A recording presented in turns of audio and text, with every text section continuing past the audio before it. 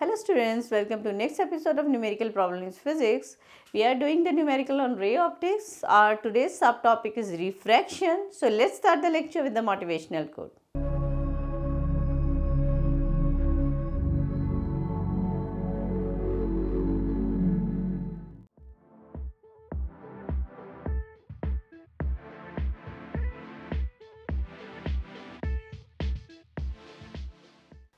आइए स्टार्ट करते हैं नेक्स्ट क्वेश्चन। सो फार इस सीरीज़ में हम लोग 6 क्वेश्चन कर चुके हैं जो कि हमारे रिफ्लेक्शन पे बेस्ड थे। अभी हम रिफ्रैक्शन स्टार्ट हो रहा है। इसी तरह से हम टॉपिक वाइज जो है हर एक फॉर्मूले पे बेस्ड क्वेश्चंस करेंगे। जिस तरीके से अगर आप इसको अच्छे से फॉलो करते हैं तो आपको फार्मूला का मीनिंग के साथ साथ उस पर बेस्ड क्वेश्चन अच्छे से क्लियर होगा और फार्मूला भी मेमोराइज करने में आपको काफ़ी हेल्प मिलेगा, क्योंकि ऑलरेडी ये बहुत ज़्यादा वास्ट चैप्टर है। देखिए हमारे पास क्वेश्चन है, calculate the speed and the velocity wavelength of the light in glass in air when the light wave of frequency 6 × 10⁻14 Hz travel from air to glass of refractive index 1.5। देखिए हमें इसमें क्या दिया हुआ है, ग्लास दिया है, ग्लास का रिफ्रैक्टिव इंडेक्स 1.5 दिया है। लाइट आ रही है हमारी एयर से, ग्लास में हमारी लाइट आ रही है, ठीक है। तो इसमें हमें क्या फाइंड करना है, स्पीड एंड वेवलेंथ फाइंड करना है। एयर में भी और ग्लास में भी रिफ्रैक्टिव इंडेक्स दिया हुआ है और फ्रीक्वेंसी हमें दी हुई है। तो फ्रीक्वेंसी एयर में अगर 14 हर्ट्ज रहेगा तो फ्रीक्वेंसी जो है हमारा ग्लास में भी यही रहेगा, क्योंकि frequency is the characteristics of source, it does not change even in refraction और रिफ्रैक्शन, ठीक है। रिफ्लेक्शन या रिफ्रैक्शन किसी में भी चेंज नहीं होती है। बाकी जो क्वांटिटीज़ हैं हमारी, जैसे वेवलेंथ एंड ये वेवलेंथ एंड स्पीड, वो चेंज होता है रिफ्रैक्शन में, लेकिन फ्रीक्वेंसी सेम रहता है। हमें क्या फाइंड करना है, एयर में वेलोसिटी फाइंड करना है, ग्लास में वेलोसिटी फाइंड करना है, ठीक है, और वेवलेंथ फाइंड करना है एयर में, ठीक है, और वेवलेंथ फाइंड करना है ग्लास में। तो ये सारी चीज़ें हमें फाइंड करनी है। हम अब कैसे सॉल्व करेंगे, हम जानते हैं एयर में जो वेलोसिटी होती है वो 3 × 10⁸ मीटर पर सेकेंड होती है, वो हमारी आ गई। और हमारा रिफ्रैक्टिव इंडेक्स होता है V air upon V glass. ये हम बोल सकते हैं म्यूजिकल टू C/V फॉर्मूला पढ़ा था आपने 10th स्टैंडर्ड में। तो ये refractive index of glass with respect to air है, which is velocity in air upon velocity in glass, ठीक है, फॉर्मूला। तो म्यू रिफ्रैक्टिव इंडेक्स हमें 1.5 दिया हुआ है, 3 × 10⁸ अपॉन वेलोसिटी इन ग्लास। तो वेलोसिटी इन ग्लास हमारे पास आ जाएगा 3 × 10⁸ अपॉन 1.5, 2 × 10⁸ मीटर पर सेकेंड। फाइन। अब हमें क्या फाइंड आउट करना है इसमें, देखिए ये मुझे मिल गया, राइट, ये मुझे मिल गया। अब मुझे वेवलेंथ, दोनों का वेवलेंथ फाइंड करना है। तो देखिए एयर में कैसे वेवलेंथ फाइंड कर सकते हैं, हमारे पास फॉर्मूला होता है velocity in air is equals to frequency wavelength in air, ठीक है, इनटू फ्रीक्वेंसी। फ्रीक्वेंसी तो सेम ही है, उसको एयर या ग्लास लिखने की ज़रूरत नहीं है। वेलोसिटी एयर में 3 × 10⁸ है, ठीक है, और वेवलेंथ फाइंड करना है, फ्रीक्वेंसी 6 × 10⁻14 है। तो 3 × 10⁸ अपॉन 6 × 10⁻14, ये हो जाएगा मेरे पास 0.5, इसको कट करेंगे 1/2 × 10⁻6 14, 8 - 14, ठीक है। तो ये हमारा वेवलेंथ कितना आ गया, हमारा 5 × 10⁻7, ठीक है, -7 मीटर्स। तो ये हमारा वेवलेंथ किसका आ गया, एयर में आ गया। इसी तरह से हमें किस में निकालना है, मीडियम में भी, मीडियम में कैलकुलेट करना है। तो यही फॉर्मूला यूज़ कर सकते हैं, वी मीडियम यानी V glass is equals to lambda glass into frequency.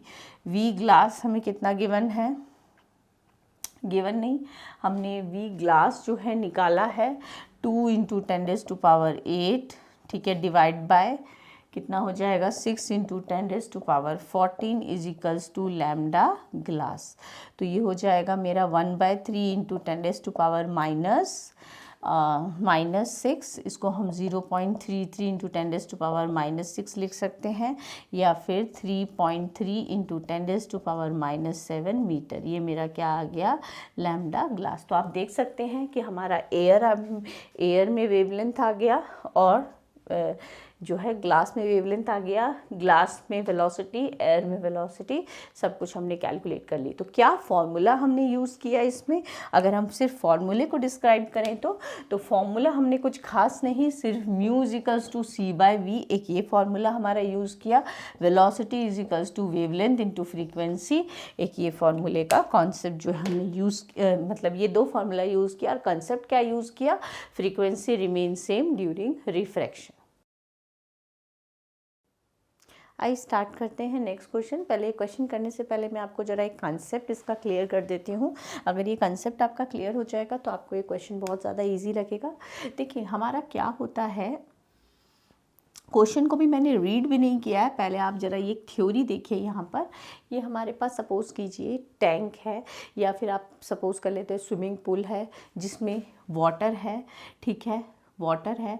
अभी देखिए इसका जो डेप्थ होता है, आप जब स्विमिंग पूल में देखते हैं तो क्या होता है, वो एक्चुअल डेप्थ नहीं दिखाई देता, उससे थोड़ा सा डेप्थ ऊपर दिखाई देता है, मतलब आपको कम डीप लगता है इन शॉर्ट स्विमिंग पूल। और ऐसा क्यों होता है, ड्यू टू रिफ्रैक्शन। देखिए क्यों होता है, सपोज़ कीजिए कोई भी ऑब्जेक्ट या उसका बेस लेवल हमारा ये है, ठीक है। अब जब हमारा यहाँ पर रिफ्रैक्शन होता है, ठीक है, यहाँ पर जब हमारा ये रिफ्रैक्शन होता है तो इस तरीके से हमारा ये रिफ्रैक्शन होगा, ठीक है। ये जो होगा अलोंग द नॉर्मल तो स्ट्रेट जाता है, और इस तरह से बेंडिंग होगी तो रिफ्रैक्शन हमारा ये होगा। तो जो इमेज बनेगी, हम यहाँ से अगर देख रहे हैं माइक्रोस्कोप लगा के, अगर सपोज़ कीजिए हम देख रहे हैं तो इमेज हमें कहाँ पे बनेगी, यहाँ पे बनेगी। तो एक्चुअली उसका अगर सपोज़ कीजिए ए से लेकर बी तक देखें तो जो उसका एक्चुअल डेप्थ है स्विमिंग पूल का, वो क्या दिखाई दे रहा है, ए टू बी है, लेकिन हमें वो क्या दिखाई दे रहा है, ए सी। तो यहाँ पर मैं बोल रही हूँ ए बी जो है इसको मैं बोल रही हूँ रियल डेप्थ, ठीक है, और ए सी को मैं बोल रही हूँ अपरेंट डेप्थ, ठीक है, अपरेंट डेप्थ। ओके, इतना एक्चुअली वो बेस लेवल से इतना दिखाई देता है। और हमारे पास इसमें रिलेशन होती है, refractive index of this medium जो भी है, वहाँ पे इसमें वाटर है, कैरोसिन है, जो भी है, refractive index is equals to real depth, ठीक है, अपॉन अपरेंट डेप्थ।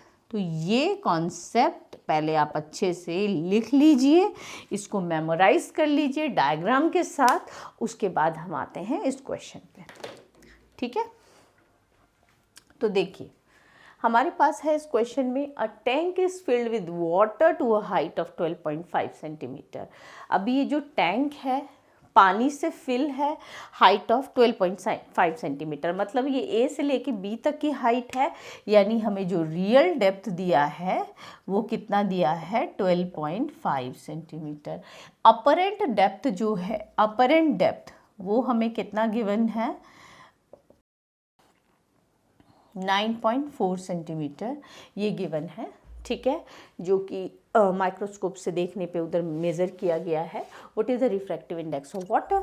तो रिफ्रैक्टिव इंडेक्स जो है बताना है तो वो तो बहुत आसानी से आप बता सकते हैं, refractive index is equals to real depth upon apparent depth, ठीक है, अपरेंट डेप्थ। ओके, तो रियल डेप्थ हमारे पास 12.5 है, अपरेंट डेप्थ 9.4 है। जब हम इसको डिवाइड करेंगे तो हमें क्या मिलेगा, 1/1.33। तो हमारा रिफ्रैक्टिव इंडेक्स जो है वाटर का वो हमें निकल गया 1.33। इसके बाद है, if water is replaced by liquid of refractive index 1.63। क्या हुआ, हमारा रिफ्रैक्टिव इंडेक्स चेंज हो गया, जो उसके अंदर पानी था उसको हमने किसी और लिक्विड से रिप्लेस कर दिया, उसका रिफ्रैक्टिव इंडेक्स जो है वो 1.63 है।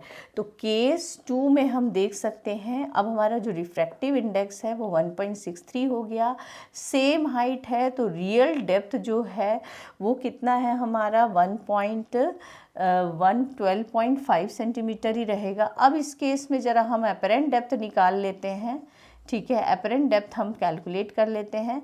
तो हमारे पास फॉर्मूला वही रहेगा, real depth upon apparent depth. Mu dash हमारा चेंज हो गया है, रियल डेप्थ 12.5 है अपॉन अपरेंट डेप्थ, APP में यहाँ पे अपरेंट डेप्थ को लिख रही हूँ, आप पूरा कर लिख सकते हैं इसको। तो अपरेंट डेप्थ मेरा 12.5 अपॉन 1.63 मिलेगा, ठीक है। जब हम इसको इससे डिवाइड करेंगे तो approximately you will get 7.7 centimetre. तो अभी मेरा अपरेंट डेप्थ 7.7 सेंटीमीटर सेंटीमीटर का आ गया। अब मुझसे पूछा क्या था, अब मैं वो फाइंड कर रही हूँ। मैंने मीडियम चेंज करके अब एपरेंट डेप्थ फाइंड कर दिया। पहले एपरेंट डेप्थ जो था वो कितना था, 9.4 सेंटीमीटर से जो मेरा एपरेंट डेप्थ है वो अब कितना दिखाई देगा, 7.7 सेंटीमीटर पे दिखाई देगा। मतलब कि अभी मुझे और ज़्यादा ऊंचा दिखाई देगा। वो पहले तो एटलीस्ट 9.4 सेंटीमीटर पे दिखा रहा था, अब लेवल और ऊपर दिखाई दे रहा है मेरे को। जो है नहीं, मतलब हम ऊपर से मेज़र कर रहे हैं ना, तो यहाँ से हमें कितना दिखाई दे रहा था, ये कितना दिखाई दे रहा था हमें, 9.4 सेंटीमीटर पे दिखाई दे रहा था। 9.4 सेंटीमीटर इतना दिखाई दे रहा था, अब वो कितना दिखाई देगा, 7.7 सेंटीमीटर दिखाई देगा। ठीक है, तो बोला गया है by what distance would the microscope have to be moved to focus the needle again। ठीक है, अभी माइक्रोस्कोप को तो हमें हिलाना पड़ेगा क्योंकि हमारा एपरेंट डेप्थ का शिफ्ट चेंज हो गया। तो हमें बोला है माइक्रोस्कोप को कितना आपको मूव करना पड़ेगा। तो आप यहाँ पर बता सकते हैं कि जो माइक्रोस्कोप को हमें मूव करना पड़ेगा, ऊपर की तरफ मूव करना पड़ेगा। तो माइक्रोस्कोप, ठीक है, need to move upward by distance। कितने डिस्टेंस में अपवर्ड मूव करना पड़ेगा इसमें, देखिए 9.4 माइनस 7.7, तो ये हमारा कितना हो जाएगा, 1.7 सेंटीमीटर। ओके, तो अगर हम उसका रिफ्रैक्टिव इंडेक्स अगर चेंज कर देते हैं तो हमारा माइक्रोस्कोप को मूव करना पड़ेगा ऊपर की तरफ 1.7 सेंटीमीटर से, तब जाके हमारी इमेज जो है, शार्प जो इमेज वो है वहीं पे बनेगी। क्योंकि हमारा वो जो है तो अप हो गया है कितना, 1.7 सेंटीमीटर से और अप हो गया। पहले वो टोटल यहाँ से कितने डिस्टेंस पे बन रहा था, हाइट से, ऊपर वाली हाइट से 9.4 सेंटीमीटर पे बन रहा था, अब वो 7.7 सेंटीमीटर पे ही बन रहा है। आइए स्टार्ट करते हैं next question. A mark is made on the bottom of the beaker and microscope is focused on it. ठीक है, microscope is raise through 1.5 centimetre. मतलब क्या हुआ है यहाँ पर, अगर माइक्रोस्कोप को हम रेज करेंगे 1.5 सेंटीमीटर पे तो डेफिनेटली इस केस में जो हमारा जो एपरेंट डेप्थ है वो भी हमारा चेंज हो जाएगा। To what height water must be poured into the beaker to bring the mark again into the focus। अब हमें क्या करना है, माइक्रोस्कोप को रेज कर दिया, अब हमें कितने हाइट तक वाटर उसमें डालें कि हमें जो है क्या हो, ये वापस से हमें मार्क जो है हमारा वो फोकस हो। पहले हम फोकस था, मार्क हमें अच्छे से दिखाई दे रहा था, अब हमने माइक्रोस्कोप को 1.5 सेंटीमीटर से रेज कर दिया तो डेफिनेटली फोकस बिगड़ जाएगा। तो हम अब उसमें कितना पानी डालें, पानी का लेवल कितना कर दें कि वापस वो चेंज हो जाएगा। तो हम उसमें पानी का लेवल भी चेंज करके, मतलब उसका रियल डेप्थ को भी चेंज करके हम उसका सेम फोकस पे उसको ला सकते हैं। तो इसके लिए ज़रा कंसेप्ट सीख लीजिए कि क्या है, क्या मैं बोलने जा रही हूँ आपको। तो देखिए, ये मेरे पास बीकर है, ठीक है, ये हमारे पास उसका रियल डेप्थ है। ओके, ये हमारा जो डायग्राम, जो प्रीवियस डायग्राम किया था वही, ये हमारा एपरेंट। तो ये मेरी, सपोज कीजिए ये मेरा, ये जो है ए से लेकर ए, बी और सी, ए टू सी मेरा क्या सपोज कर लेते हैं, ए टू सी मेरा एपरेंट डेप्थ है, हम इसको एक्स कंसिडर कर लेते हैं। ए बी मेरा रियल डेप्थ है, इसको टी कंसिडर कर लेते हैं। और बी सी जो है मेरा क्या है, बी सी मेरा, इसको मैं इसको मैं डी कंसिडर कर लेती हूँ, बी सी को डी और ये टी। ठीक है, बी सी को क्या बोलेंगे, बी सी जो है मेरा apparent shift in the position of object है। ठीक है, apparent shift in position of object.